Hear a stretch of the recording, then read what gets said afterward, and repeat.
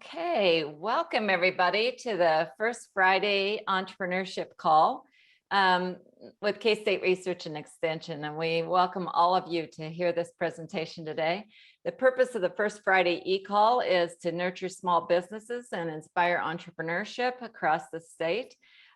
We are at the end going to encourage partner sharing. We've got a lot to cover today, so we might not have too much time, but if you brought something to share, we certainly hope you'll let me know so that I'll cut these kind folks short and make sure that we get you the opportunity to tell about it. As always, the call is being recorded and you'll get a link to the website after it's posted there. So without further ado, our speakers today are from the Small Business Administration, and they are Wayne Bell, Michael Aumack, and Sarah Haymaker. And so take it away, Wayne. All right, thank you, Nancy. Really appreciate the opportunity to share a bit about our programs, and we think subjects that are pretty relevant at the moment. I would like to introduce our other two team members from the SBA. We have Sarah Haymaker, who is our Deputy Director here in Wichita, and Michael Aumack, who serves both as our Public Information Officer and an Economic Development Specialist. I believe we've got an order of presenters today that begins with Sarah Haymaker. So I'm going to hand the mic off to Sarah Haymaker, and I'll come back and visit in just a bit.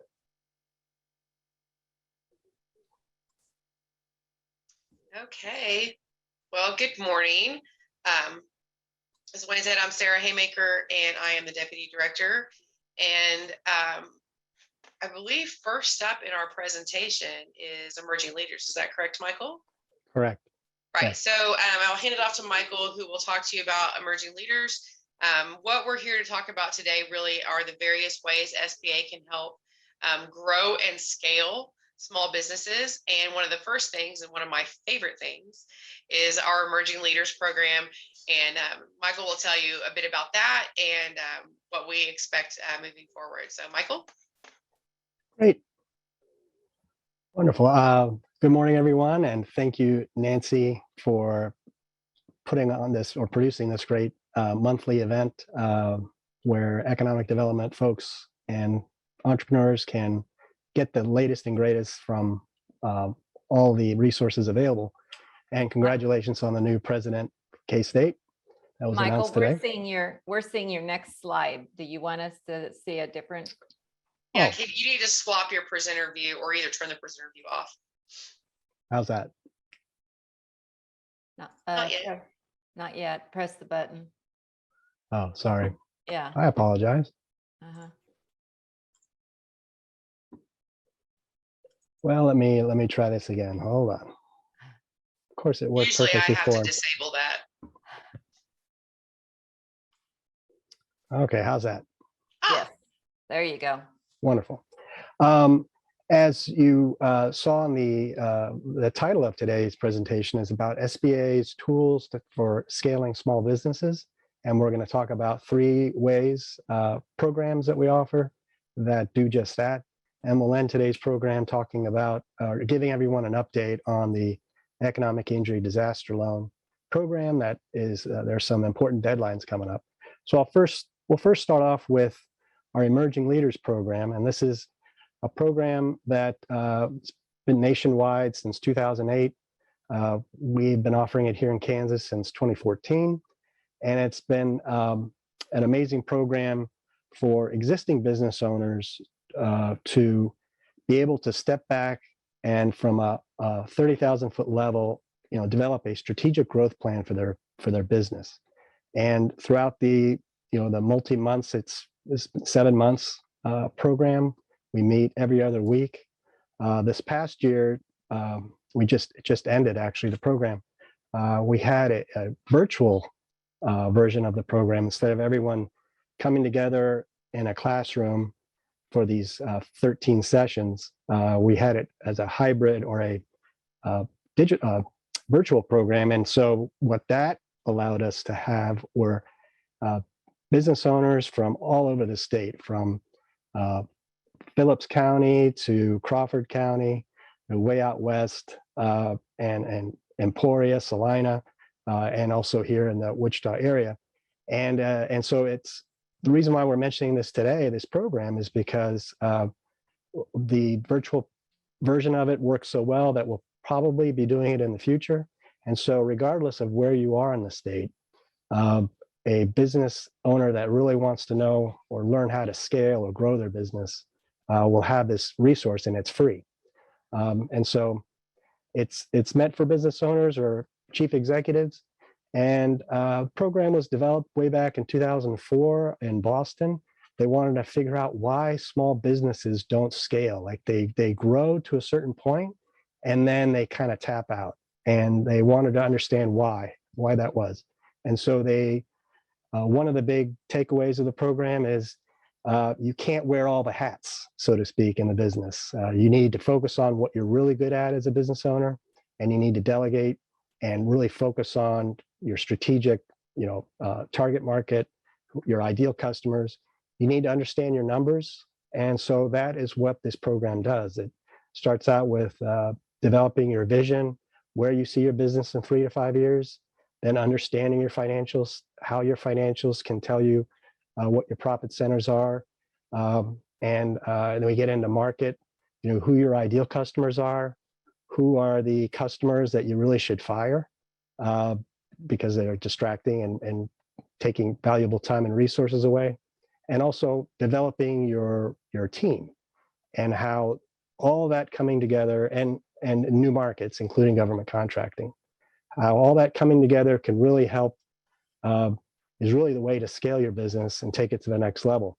So up to this point, it's been limited to 20 business owners, which makes it a more intimate and a more involved program where the real benefit of the program is you as a business owner being able to share your best practices, your failures, and others in the room. And really, the curriculum is great, but some of the greatest takeaways of our graduates has come from others in the classroom. And so we look for a diverse, we don't want all the participants to come from a specific sector. So we want IT, we want retail, we want, restaurants, manufacturing. And so it's not meant for startups. The program, we want everyone in the room to have things in common or struggles that they deal with, including, I need to upgrade from a bookkeeper to a real CPA, things like that. So for a new startup, they're not even considering that. They're just trying to get things going and surviving. And so they wouldn't get a lot out of the program. So that's the reason why, we have these requirements to participate. And once again, it's free. The only time is their commitment to really put the homework in, to participate in the class. And we have multiple partners, the Small Business Development Center. These are some of the organizations that have provided both, donated funds to help, the program, but also provided awesome guest experts to share. So that is me, Michael Aumack. This is my contact info will be given or sent out with copies of these slides as PDFs. And so feel free to contact me regarding anything we talk about today. So with that, I will go now to Sarah Haymaker, our Deputy Director, who will talk about how we help people scale their business through exporting. Okay, get myself unmuted. So one of the other ways to scale a small business is by diversifying into exporting. And I know that seems very daunting to a lot of small businesses, but not only SBA, but we have a great network of partners that can help. So why do we consider exporting to be one of the most valuable ways to scale a business? It's because, like this says, almost 60% of the world's $80 trillion economy is related to trade. So that's kind of an important thing. And when you look at who is doing the exporting and the trading, 98% of all exporters are small businesses. But only 1% of small businesses actually export. So when you look at those two things compared, there's a lot of room there for small businesses to get into exporting. And surprisingly, you may not think that what you do is exporting, but even things such as service businesses, whether it's IT or something like that, they can also be an export product. And you have to remember that 95% of customers are outside of the US. So let's, help take your business across those international borders. So who are the small businesses that are exporting? Clearly manufacturers, I mean, that's pretty obvious, wholesalers, retailers, and even family farms. There's a lot of opportunity for family farms to direct export or indirect export, getting involved with maybe some other organizations or creating kind of a vertical integration for their business. So lots of ways that SBA can help. One of the things is the STEP grant. So the STEP grant is the State Trade Expansion Program. And what that is SBA provides funding to states that apply. Kansas is one of those states that does have STEP grants. And those are awarded to the Kansas Department of Commerce, and their International Trade Division oversees the STEP grants. So, Jeff Willis, April Chang, and Chang Lu are really kind of oversee the STEP grant. Now, every state is a little bit different on what they allow those funds to be used for. And really, it's kind of you pay for it up front and they pay you back. I believe it's somewhere around $3,000 typically. But the things that they use them for and that Kansas uses it for are to help send small businesses on trade missions. So maybe you've identified a particular part of the world where your product would be well suited. So maybe you're an agricultural manufacturer and you want to look at Eastern Europe, where there's large farms very similar to Kansas, where they're growing wheat, sunflowers, and corn. The STEP grant can help send you on a trade mission to those countries to meet with people in your field. Also with marketing, maybe you need to translate your website and marketing materials into a foreign language. Gold Key services, so that's offered through U.S. Commercial Services, where they help match you up with buyers and also with distributors in foreign countries. And that costs from U.S. Commercial Services, but you can use the STEP grant to offset those costs. Trade shows, Kansas has a very specific list of trade shows they do right now. Primarily, it's those in the aerospace and agricultural industries. Training to some degree reverse trade missions. So we actually have had a successful reverse trade mission here in Kansas in the last year, where Ukrainian buyers came to Kansas to view some of our agricultural products. And that's been very, very successful. And then new this year, a lot of times when you're exporting, particularly to certain countries, you need some insurance that's offered through XM Bank. And so new this year, we've allowed STEP grant funds to be used to pay those XM fees for their products. And Kansas is a state that did opt into that. So starting as of October, we can now use, Kansas allows those STEP grants to be used to pay your XM fees.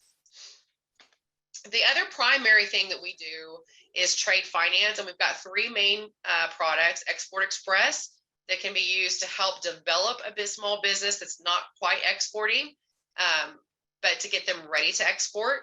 We've got Export Working Capital Program that helps fulfill your export orders, and we also have international trade loans that can be used for a variety of things to expand export capacity.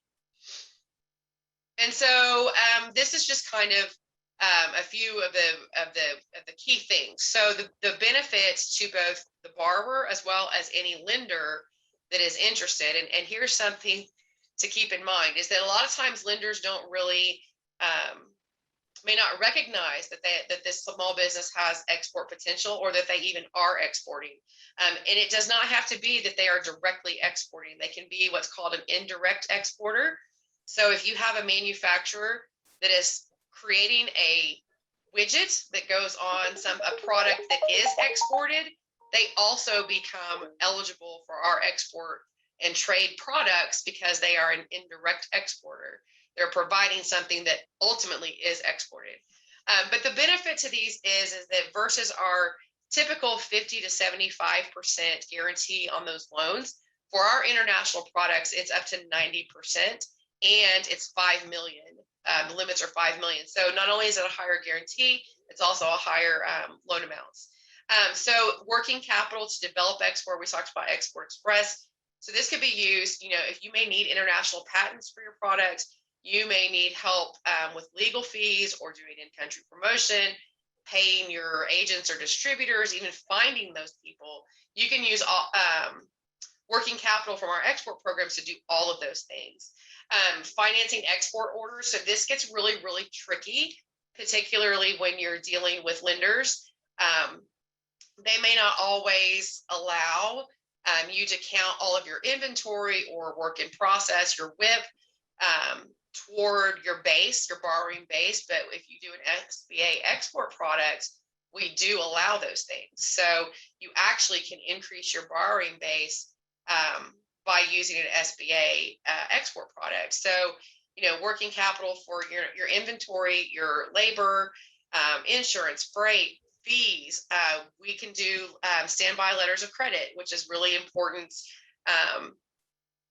particularly exporting to certain countries. You may need that, or the foreign bank may require that. So those are all things that we can provide and finance with SBA products. And then eventually, maybe your business is going to, we hope your business is going to expand using by exporting. So maybe you need to increase your manufacturing space or your warehouse space.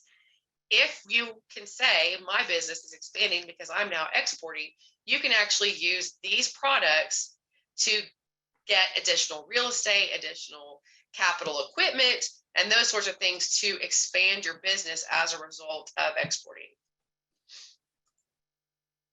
So just a couple of quick examples just to kind of show you how it works. So in this example, Export Express was the program that was used.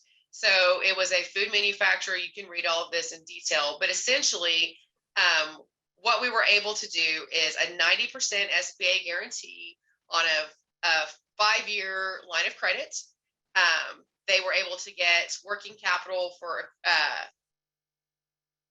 well, this is the term. So working capital, you can do 7 years, equipment 10, and real estate 25. That's typical on all SBA programs.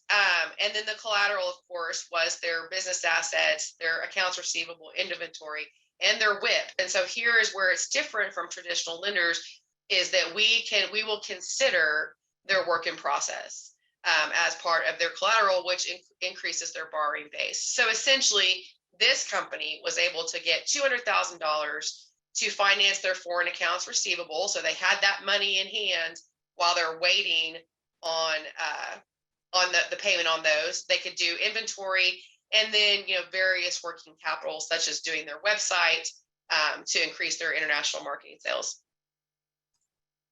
Our second program that's really kind of very versatile is the International Trade Loan. So on this, you can kind of see what they did.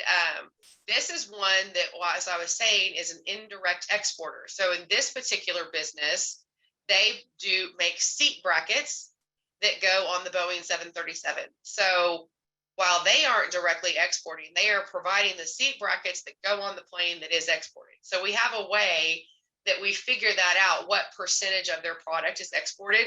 Boeing makes that information publicly available so that it's really easy for the lender and for SBA to figure out, what percentage of your product can we say is exported, and that affects the loan amount.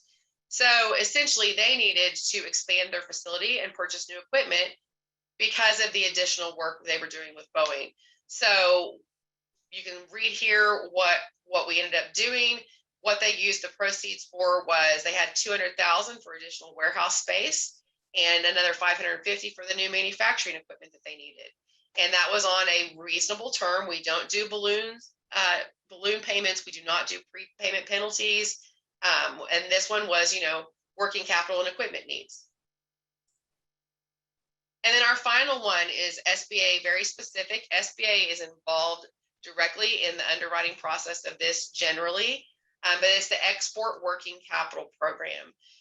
And so this is where we can do a little bit more to help you stay liquid while you are, while you've got a lot out going to delivery, waiting for your payments. So in this particular instance, it's a grocery product wholesaler, and they're primarily exporting to China and Taiwan, and they provide a 60-day term to their distributors.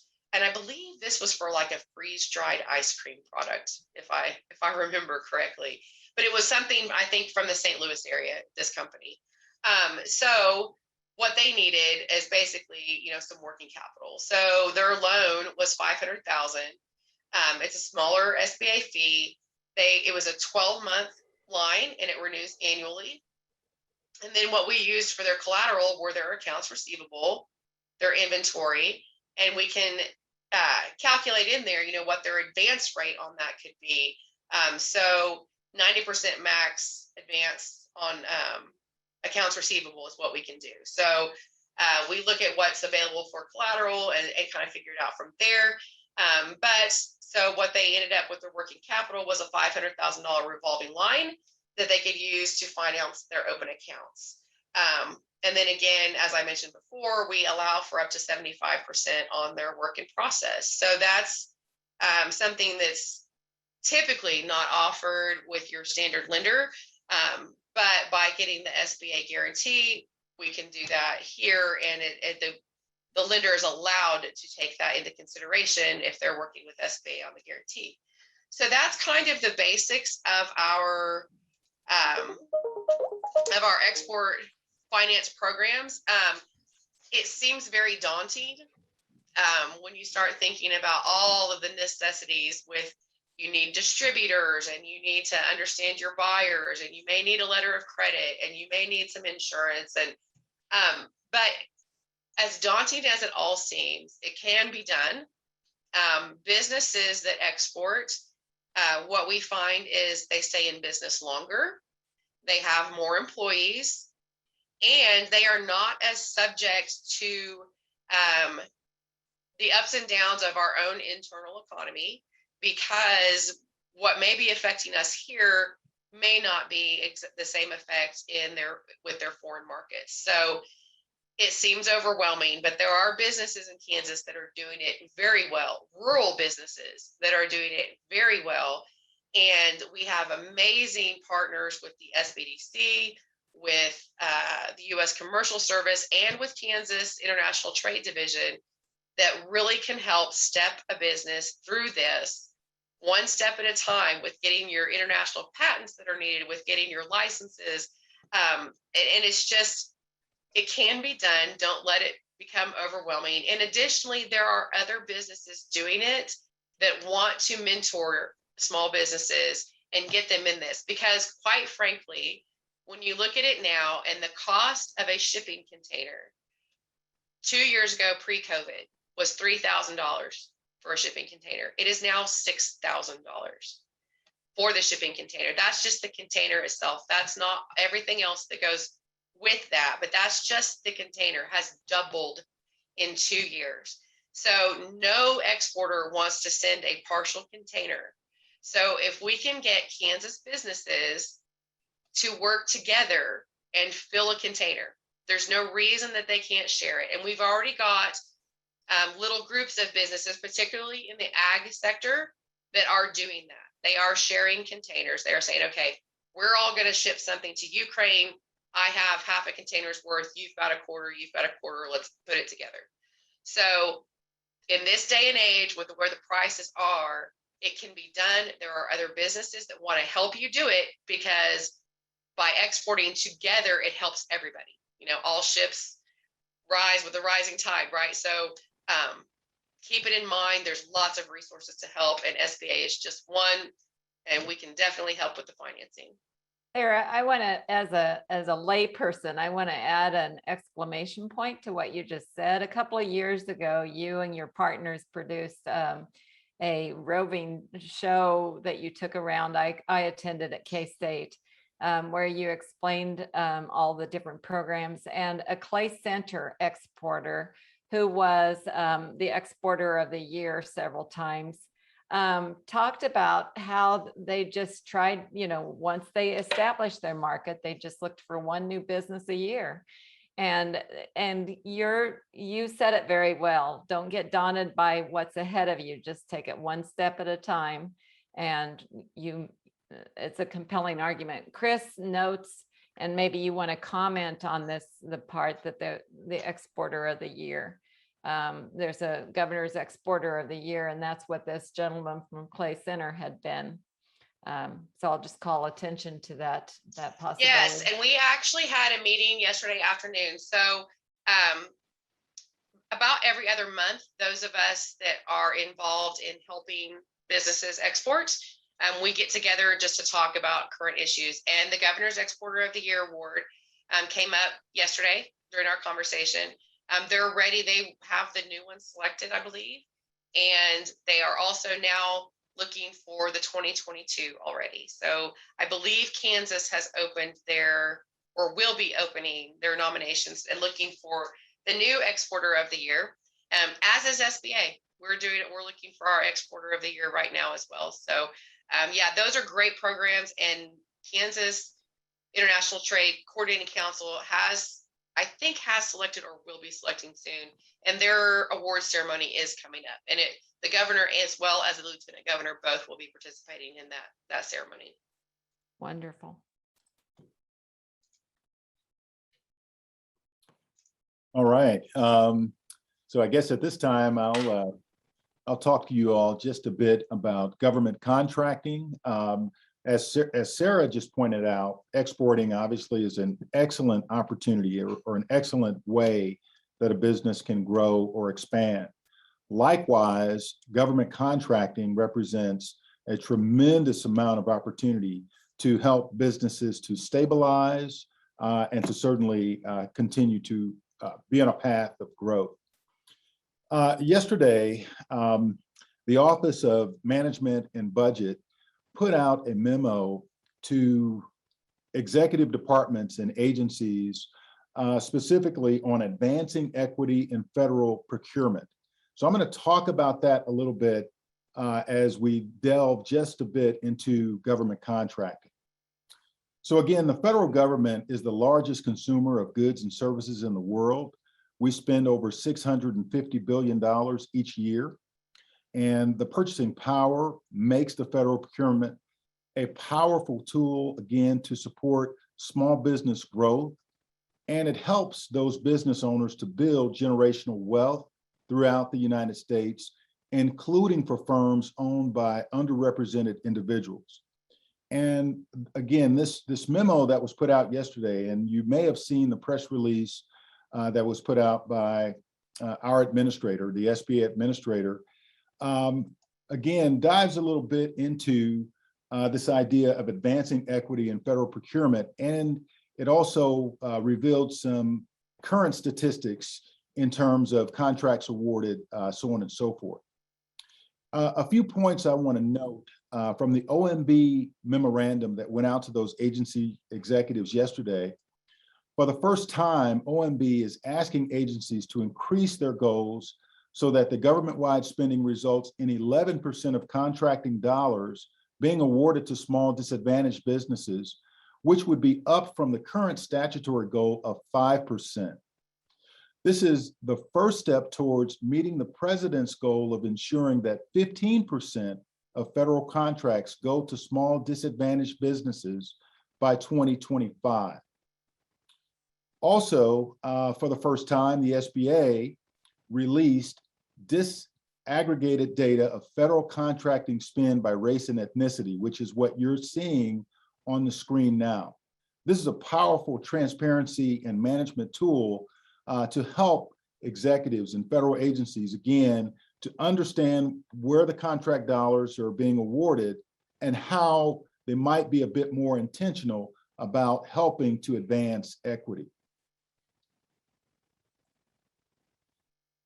All right, there's something else that's coming as a result, and it was announced again in this OMB memo yesterday, as well as it was echoed in the SBA press release.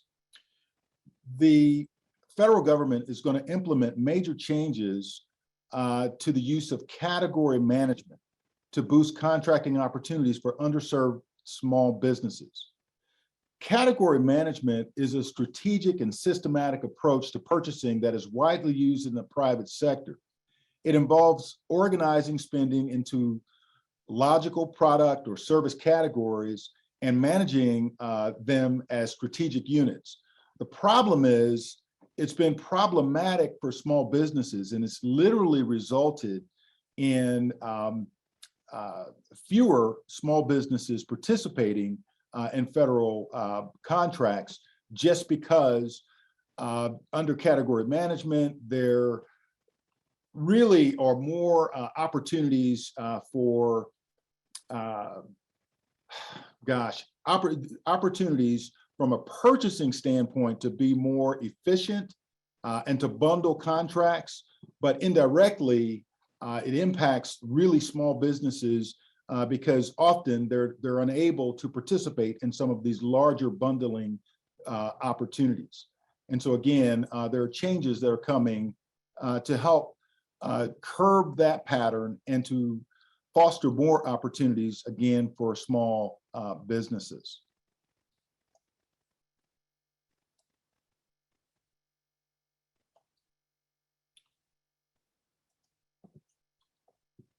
All right, so I've got a few slides here that are now showing, as of 2020, what the prime contracting activity has been within the federal government, awards going to small business, and then the other subcategories.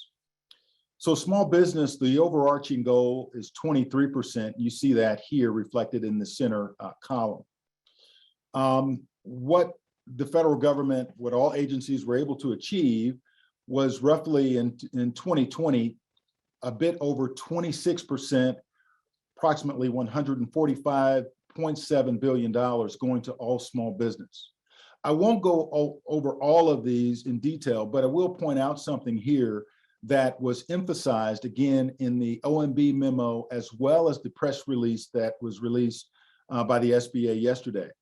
So for small disadvantaged business, the actual achievement in 2020 was 10.54%, or a bit over $59 billion, okay? The new goal, or the announced goal for 2022, is 11%, which will gradually move agencies towards the 15% target that has been announced by the president for a goal being achieved by 2025. And you see the other categories there. I'm going to drive on to the next slide that reflects subcontracting achievement. So within the federal government, again, you've got obviously direct contract opportunities for entities. It's tremendous opportunity. In Kansas alone, the federal government purchases approximately nearly $2 billion annually. For 2021, I believe total contracts awarded in Kansas were approximately $1.8 billion. And so as you get into the opportunities for small business, for women-owned small business, it's a tremendous opportunity.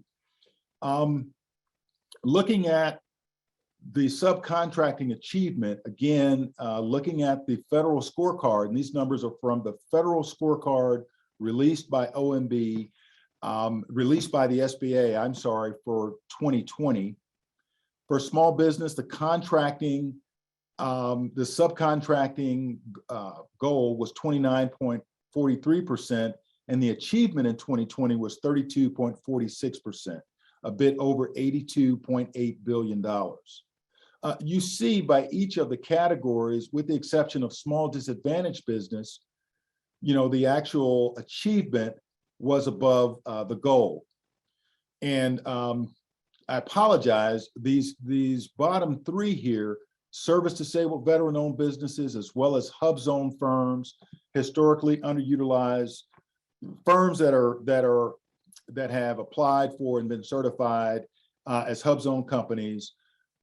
More or less, the business resides in an area that is a low-income area, according to census data, and so that acronym stands for historically underutilized business zones. And so again, you see in these three categories, hub zone, service disabled veteran, and small disadvantaged business, we didn't, across the federal government, we did not achieve the subcontracting targets.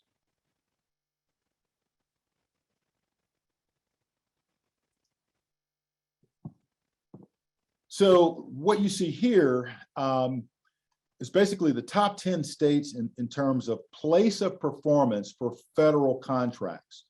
Again, you see in Kansas, we were at $1.8 billion, and this was for 2021. You see the other states in the category here. We're significantly higher than our counterparts in this category. Is this just firms that are located in Kansas doing business for the government? This is my interpretation of it, and we'd have to look at it again. But my interpretation of this is place of performance. This is where the contract work and the contract projects are actually performed. And so in Kansas, $1.8 billion. By Kansas businesses. Right, right. Yes. So Kansas businesses are performing in all of these states at this amount. Well, the contracts that were awarded, my interpretation here, and again, this is where we probably need to get a little clarification, is that the projects and the work, it may be construction, what have you, these projects are actually in the state.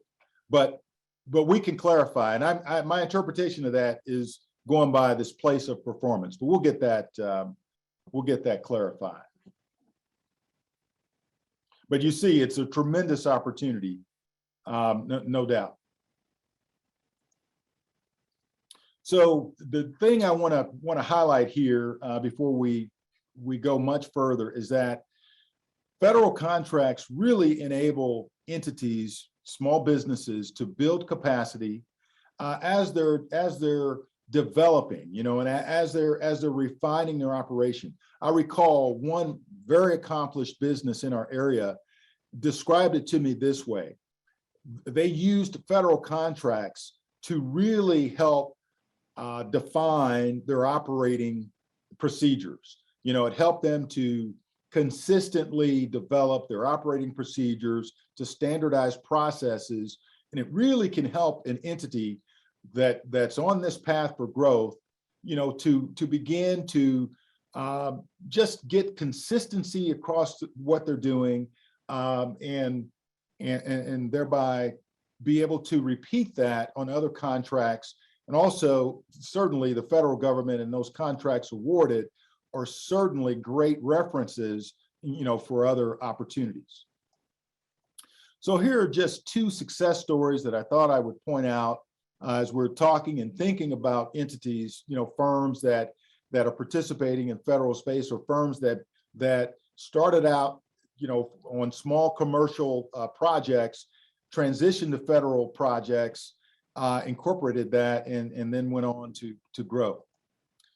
Dale Diggs of Diggs Construction, some time ago, I think he's been in business now for probably 40 years or more, but started out as a very small construction company here in the Wichita area, participated in our 8A business development program, and Dale remains in business today with operations in multiple states. I believe in my most recent conversation with him, probably here just a little over a year ago, he still had sales that were probably in the range of about $10 million annually.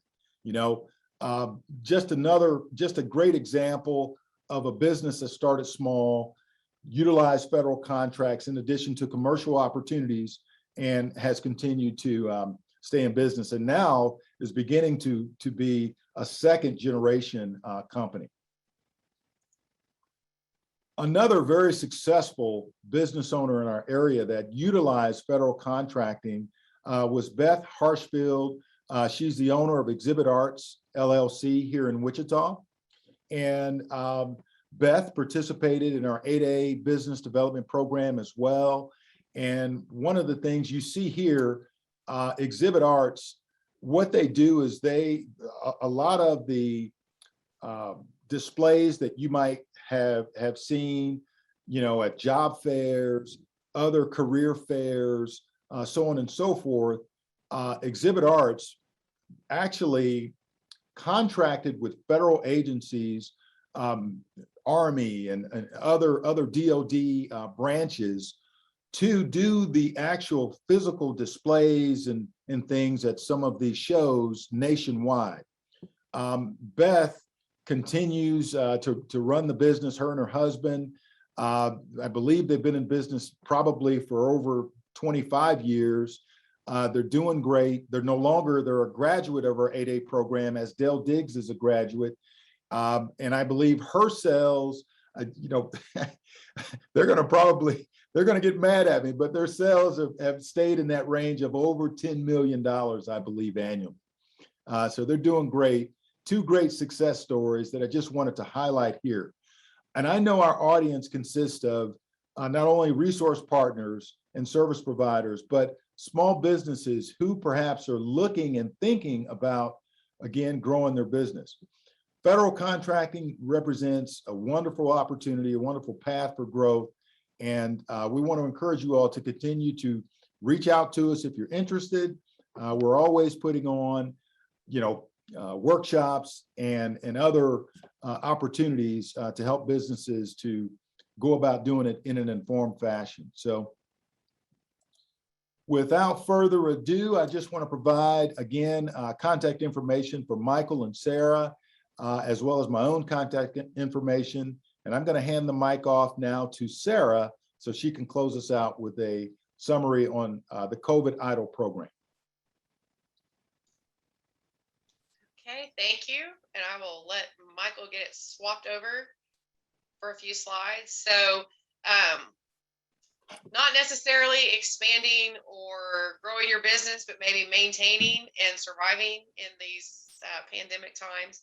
I'm sure many businesses that you are assisting or aware of have utilized our economic injury disaster loan program. Just wanted to give a few updates quickly.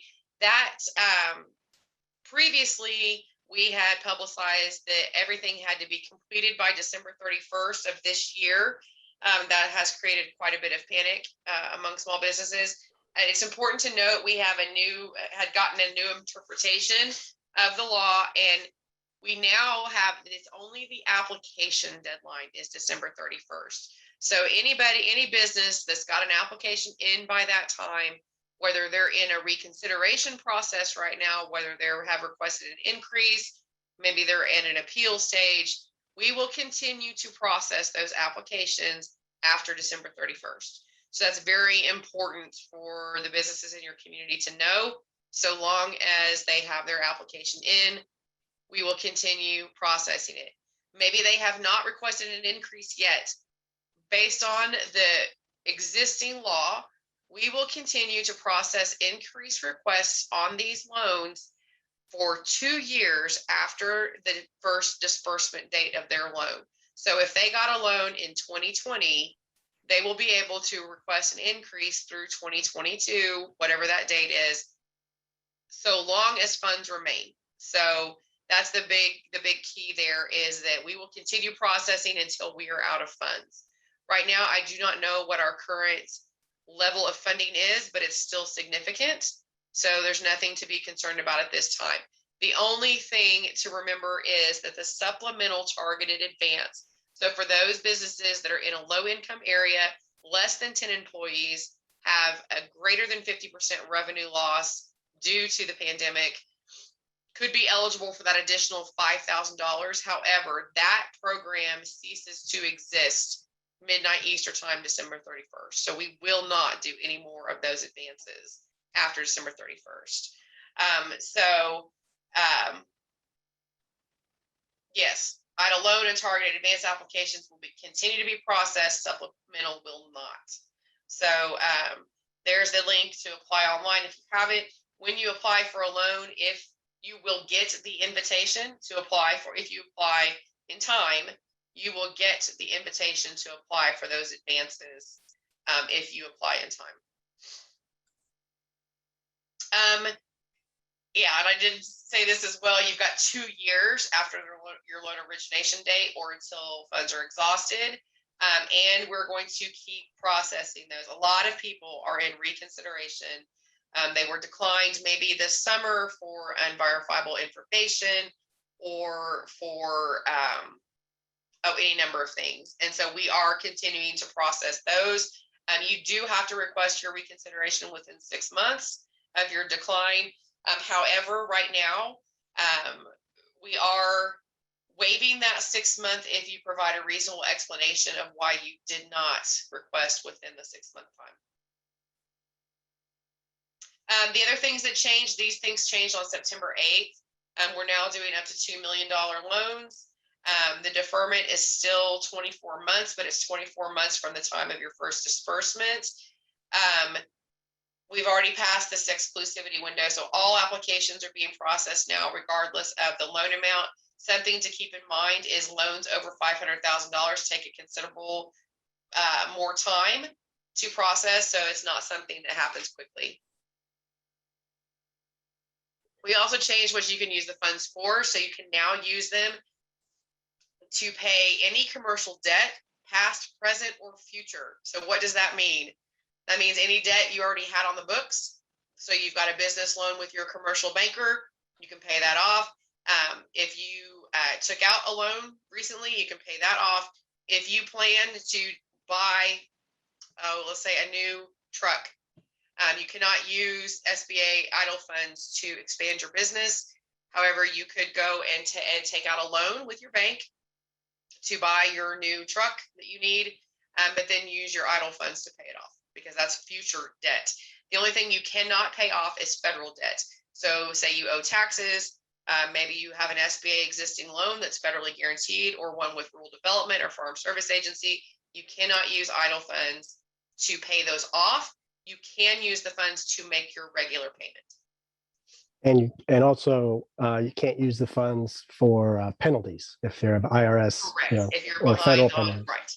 Cannot use them for penalties. You can only use it for regular payments. And when you receive this PDF in the email attachment, these links are active. So you can, all the links in this presentation will send you where you need to go. I added this one slide in there for fraud. Unfortunately, with ID theft, it's been a terrible scourge on a lot of people. And so this information will also be included. And this is another, a thorough list, everyone in our office. And also check out the Kansas Small Business Development Center's webpage. They have a lot of very helpful information on both federal and other resources to help businesses get through this COVID crisis. One thing I wanted to add with what Wayne said is people look up, government contracting, and sam.gov usually pops up. That's the System for Award Management. And it's it's basically a database where anyone that receives a federal contract has to be registered and in the system. But there's a lot of people that want to charge small business owners to, set up their SAM profile and almost guarantee they'll get government contracting. And so I really urge people not to fall for that, but to reach out to us, the Small Business Development Center, and PTAC, Kansas Procurement Technical Assistance Center. They specialize in helping people set up their sam.gov profile at no charge. And so that was the last thing I wanted to add. And so I think. Yeah, that leaves us enough time for questions. I think we're at 10 minutes? Yeah. The only other thing I wanted to mention quickly on the COVID EIDL, because I don't think I said it, I think it's in the slides though, but to qualify for over $500,000, you must have a credit score of 625 or better. Yeah. So just keep that in mind. For everything else, we're looking at 570, but there's wiggle room there. Excellent. I wondered if you could do it, but you did it. So we do open up the line for questions, and thank you, Lisa, for your question, and Sarah for answering it on the chat. What other questions do you have?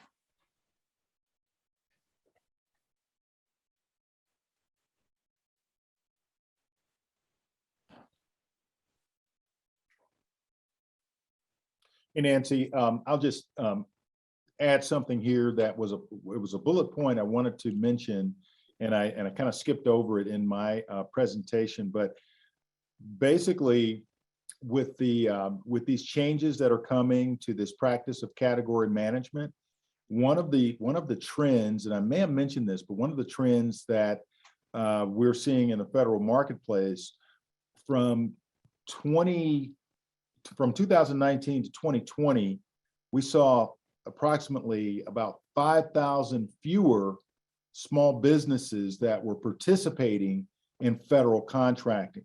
And then for women-owned small businesses within our system, I think there was like 2,000 fewer. So there's been a trend, and it's been attributed to this category management. And so the idea is, again, they're taking a look at that and trying to change some things there to make it easier for small businesses to participate in federal contracting. Now is the time for any of our firms, particularly in Kansas, if you're thinking about expanding and looking at growth, or thinking about contracting with the federal government, reach out to us. Again, you can reach out to Kansas PTAC or the Kansas Small Business Development Center, but any one of these resources can help in your plans to contract with the federal government. Fantastic. Thank you. I'd like to mention something else too about contracting quickly. So, we're on this call with a lot of with the rural partners essentially. And so businesses should not think, and our partners shouldn't think, that just because you're rural doesn't mean there aren't opportunities for you. Just the other day, I was just kind of taking a look to see what was out there. We're looking for contract opportunities for a business here locally that does janitorial services. There was a federal janitorial contract in, I think it was either Goodland or Colby. So, everywhere that there's a federal building, there is opportunity. So, maybe you've got a small cleaning company in, what is it, St. Francis, way up there. There could be opportunity for you because everywhere. So if you think about something, for instance, USDA service centers, there's one in nearly every county in the country. In some places, yeah, they're bundled together in a 3-county, but they're everywhere and they're rural. So just because you may not be in a big city doesn't mean there are not local opportunities for you. And also local government, Absolutely. counties, they all have to be judicious with taxpayer, funds and the services they need, whether it's construction, cleaning, you name it. And so they issue a lot of contracts. So you'd be amazed, regardless of what your business may provide, service or product. Look at the local school districts, city, county government. In fact, I tell people they should get their feet wet by taking doing some subcontracting locally, developing some past performance. And then after a couple of years, that past performance can speak for itself and they can scale up with, federal contracts. So it's, it's a different language, similar to exporting.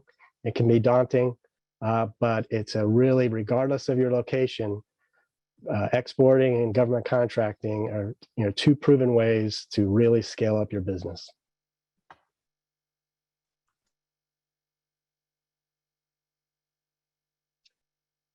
Michael, yeah, I'd like to expand on that. We've had some people talk about getting in on no bid situations. The prime contractor has the contract. He's trying to fill his quotas, so to speak. And working with PTAC, you can get qualified as a a government contractor, but you don't necessarily have to bid on the contracts.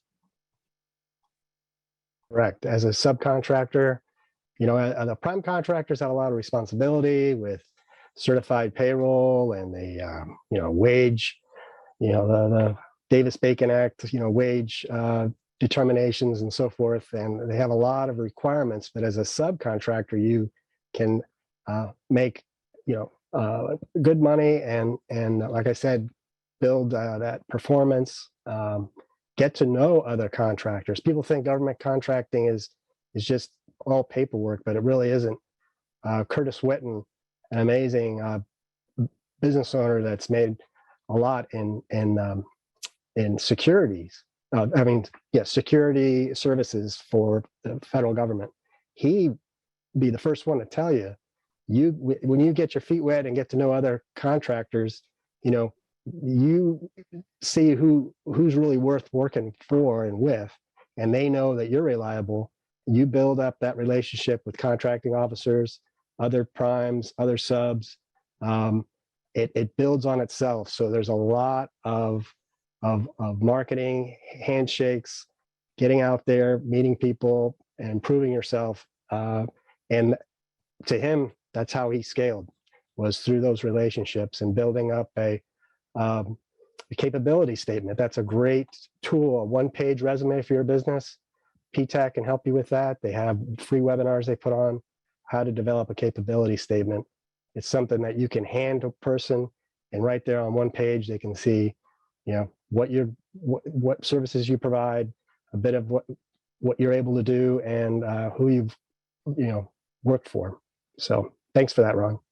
And one last thing I would add here is prime contractors also have to provide on contracts a subcontracting plan. So they literally have to identify subcontractors that they're going to be working with. So again, this is all along this line of building relationships, building your network. One way of getting into government contracting certainly is becoming a subcontractor with a larger prime. A lot of opportunity there for growth. And again, don't hesitate to reach out to us, as well as our partners that we've noted, PTAC, Kansas Small Business Development Center. And by the way, SCORE can also help you as you're refining and developing your business plan for growth. So thank you. I think the underlying message is you start where you start, and the first place to start is with the SBA or the SBDC, and they'll introduce you to what you need to know right now, and you'll get smarter as you go. This was brilliant, folks. You did a great job of introducing to us a whole lot of information. We don't have very much time for shares, but I wanted to share something with you that was totally new to me, and I'm going to send it out to the rest of the folks after this call. The Kansas Board of Regents has a program called micro internships, and they are internships of 10 for projects of 10 to 40 hours. And they have almost 600 students waiting to help you with those. And the students are going to be paid for these internships. So that makes you understand why they're signing up in droves. It's an avenue for a new job. And I will be sending out the information after the call. A thing that caught my eye was they said to the employers, please sign up 24 to 48 hours before you need the project. So it's an on-demand help for targeted micro projects that students can help you with. Then, as always, we have grant workshops that are ongoing. We're going to continue them during 2022. So far, our 35% of the respondees have let us know that they have written $27.5 million of successful grants. We only ask them one time and only 35% of them respond, but that's what we're really proud of that. And next month's speaker was chosen because local communities asked for the help. Dustin Gale, who's the program manager at the Kansas Department of Commerce for Community Service Tax Grants, is going to help us understand what an opportunity that Community Service Tax Credits program provides for private nonprofit organizations and public healthcare entities to improve their ability to undertake major capital campaigns. So we are at 10:30. If you have anything you want to share with the rest of the group, send it to me and I'll send it out after the fact. I always like to give you a little thought for the day. And today's thought comes from Theodore Roosevelt, who says, "Believe you can, and you're halfway there." Thanks everybody for joining us, and create a great Kansas day. Thanks. Thank you, Nancy. Thank you.